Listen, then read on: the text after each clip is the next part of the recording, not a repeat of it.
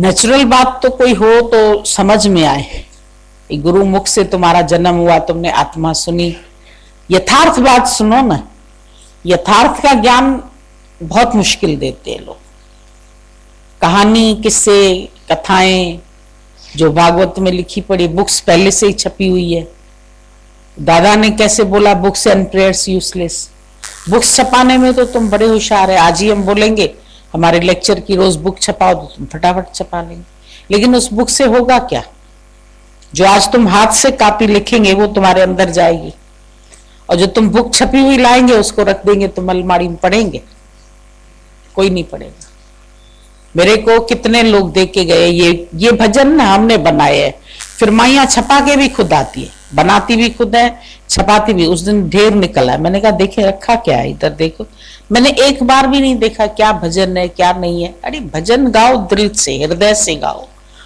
Copy किताब छपा के फिर हमको दे जाते, उस पर अपना नाम लिखवा के, तो हमने भजन बनाए। तुम कहां से लाई भजन? ज्ञान गुरु का, तर्ज पिक्चर की, भजन तेरा, नाम तेरा। ये क्या है?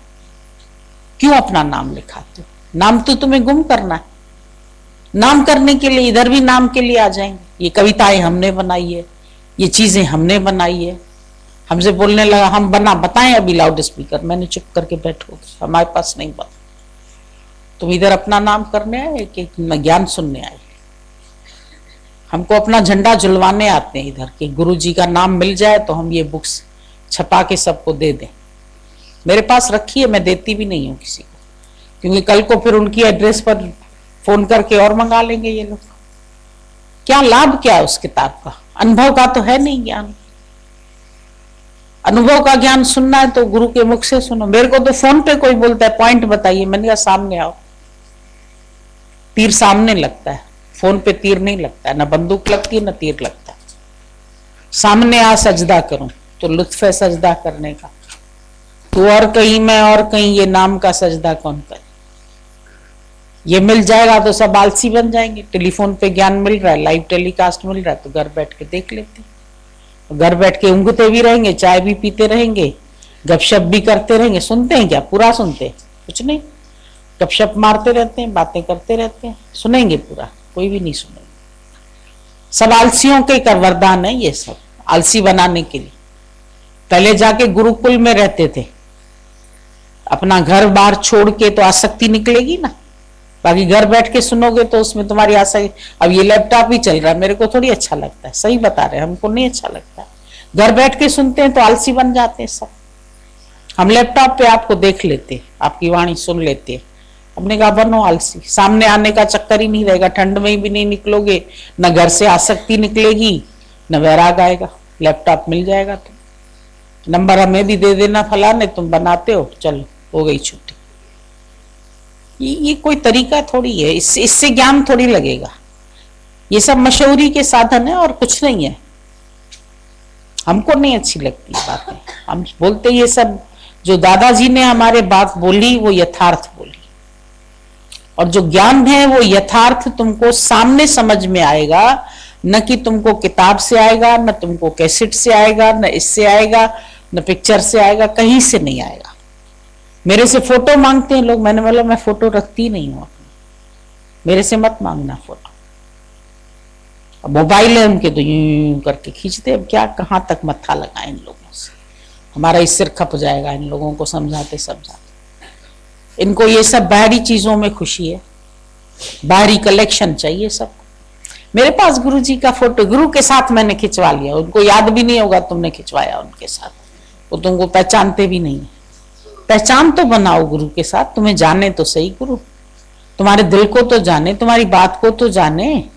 लेन देन तो गुरु से हुआ ही नहीं तुम्हारा, और बाकी फोटो रख लिया तो तुम बड़े आदमी हो। देखो मेरे पास फोटो है, मैंने अपनी डायरी में, अपने पर्स में सबसे पहले उनका फोटो लगा रखा है।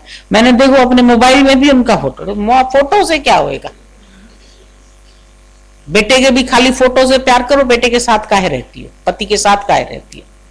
पति का फोटो लेके मोबाइल में घुमा करो, बस। शादी मत करो, वो काफी है तुम्हारे लिए। मोबाइल में लेके घूमो, जरूरत क्या है तुमको शादी करने की? उसके फोटो से काम चला लो, पति का फोटो ही काफी है। ब्याह करने की जरूरत क्या है तुमको? उसका सिग्नेचर करा लो, खुशियां मनाओ। मेरे पास देखो कार्ड है, सिग्नेचर है इस पे इसका। उससे क्या हुआ? ये रस लेने की आदत। ज्ञान थोड़ी ऐसे लगता है। मिटना किसके आगे होगा? मरना किसके आगे होगा? फोटो के आगे कोई मरेगा? कोई अहंकार गंवाएगा तुम्हारा फोटो? टेलीफोन पर तुम्हारा अहंकार जाएगा? तुम बता दो, कैसेट से तुम्हारा अहंकार जाएगा? सुन लोगे भाई अच्छी वाणी थी, पढ़ भी लोगे किताब से। दादा ने बोला ये किताब के जो अक्षर है ना, ये मरी हुई मक्खियां हैं। ये सही बात है, जान तो गुरु डालता है। बोला ये शास्त्र खारे पानी का समुद्र है। खारे पानी के समुद्र से प्यास बुझेगी क्या? नहीं बुझेगी। जब बादल बन के सूरज उससे पानी देगा तुमको, तब उससे प्यास बुझेगी। तो गुरु सूरज है जो तुमको वाणी सुना देता है मीठी करके। भले तुमने शास्त्र में पढ़ी होगी, पर शास्त्र से ज्ञान तो नहीं लगेगा, शास्त्र से तीर तो लगेगा नहीं। वो तो खाली शास्त्र ऐसे जैसे शस्त्र पड़े हैं, पड़े पड़े शस्त्र से तो किसी को गोली थोड़ी लग जाएगी। जब कोई चलाने वाला होगा तब लगेगी ना गोली। ऐसे ही पड़ा है, बंदूक पड़ी है, तलवार पड़ी है, छुरी पड़ी है, चक्कू पड़ा है, ऐसे उससे किसको लगेगा? दुश्मन मरेगा उससे। शस्त्र पड़े है, शास्त्र तुम्हारे पास पड़े, तो उसको गोली चलाने तो आनी चाहिए। और निशाना चूक गया तो तब भी नहीं मरेगा, निशाना भी राइट आना चाहिए।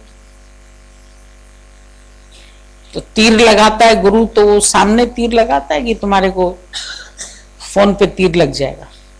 हम आपसे गुरु जी कैसे मिला करें? फोन से तो आपकी बात ही नहीं होती है, आपका फोन तो ऑफ रहता है। हमने कहा बहुत, इसीलिए तो मैंने ऑफ रखा है कि सामने आके बात करो।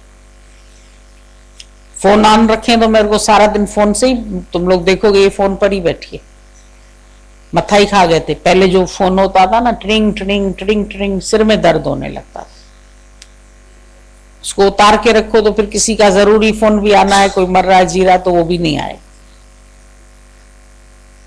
तो हमने वो फोन तो बंद ही करवा दिया। अब ये भी बंद रहता है पूरा टाइम। क्या आवश्यकता है? फोन पर थोड़ी कुछ होता है। फोन पे होती है बेकार व्यर्थ बातें, अपना भी सिर दर्द, पैसे का भी खर्च, मोबाइल का भी खर्च। खो गया मोबाइल तो कितनी जान निकलती है। खो गया मेरा मोबाइल, चला गया, सारे नंबर उसमें टैप थे मेरे, बड़ी हालत खराब हो जाती है तुम्हारी। और पकड़ा गया कहीं, कोई चोरी का फोन होगा उसमें तो जेल भी मिल जाएगी। सब उल्टे सीधे साधन बने हैं, उन्नति के साधन नहीं है, गिराने के साधन ज्यादा हैं। जीवन का संयम बहुत बड़ी चीज है, और उसको अच्छी तरह से नहीं समझा तो फिर न इधर के रहे न उधर के रहे, न माया के रहे, न माया मिली न राम, दुविधा में दोनों गए। सब ज्ञान को भी, शास्त्र का ज्ञान भी जब तक गुरु नहीं समझाएगा, तो अब ये वचन हम लोग कहाँ समझते थे कि चरण साध के दो दो पियर साध को अपना जी। इस लाइन का तो सबने उल्टा अर्थ निकाला, उल्टा अर्थ भी निकला और उल्टे कर्म भी हुए। और आज दिन तक ये अज्ञान फैला पड़ा है, बहुत जगह फैला पड़ा है। अपने ही कितने सत्संगी जो सत्संग करते हैं, उनको पैर छुआने में बड़ा मजा आता है। लाइन बना के उनके पास क्यों रहती है? लाइन में खड़े हो जाओ, चरण छूते हुए जाओ, चलो 1 घंटा गया। और अगर उनके हाथों में कोई बीमारी हुई तो वो तुम्हारे पैरों में घुसा जाएंगे, हो जाओ तुमको भी स्किन डिजीज, पड़े रहोगे बीमार। इतना गुरु सावधान नहीं करता तो हम लोग कहाँ जागृत हो पाते। गुरु देता है तुमको सच्ची जागृति, नहीं तो ये ज्ञान समझ में आने वाला नहीं है। सब मस्ती चर्चे में ज्ञान को उठाते, मखोलबाजी में सबने समझा बस लेक्चर करना आ गया, 4 कैसेट रख लिए, 2 भजन गा लिए, हो गए सब गुरु।